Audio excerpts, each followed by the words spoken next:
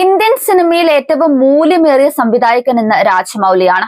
Baahubali ഫ്രാഞ്ചൈസിയിലൂടെ India മുഴുവൻ അദ്ദേഹം പേര് നേടിയെങ്കിലും രാജമൗലിയിലേക്ക് ആഗോള ശ്രദ്ധയെത്തുന്നത് അതിനുശേഷം തിയേറ്ററുകളിലെത്തിയ RRRലൂടെയാണ്.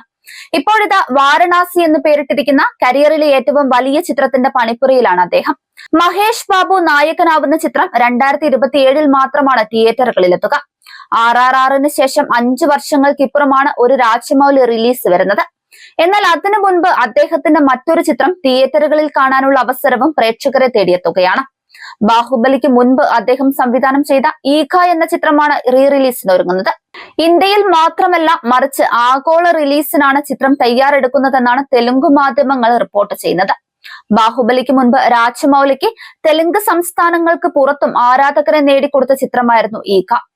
ഒരു സിനിമയിൽ താരങ്ങളെക്കാൾ പ്രാധാന്യം ഫിലിം മേക്കർക്കാണെന്ന് പ്രേക്ഷകരെ ഒരിക്കൽ കൂടി ബോധ്യപ്പെടുത്തിയ ചിത്രം കൂടിയാണത്.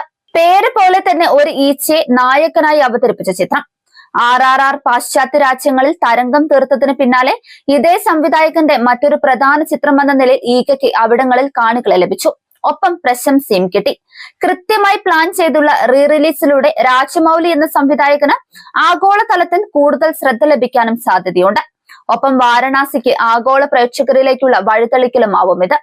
അതേസമയം വാരണാസിയിൽ മഹേഷ് ബാബുവിനൊപ്പം പൃഥ്വിരാജും പ്രിയങ്ക ചോപ്രയുമാണ് പ്രധാന കഥാപാത്രങ്ങളെ അവതരിപ്പിക്കുന്നത്. കുംഭ എന്നാണ് പൃഥ്വിരാജ് അവതരിപ്പിക്കുന്ന കഥാപാത്രത്തിന്റെ പേര്.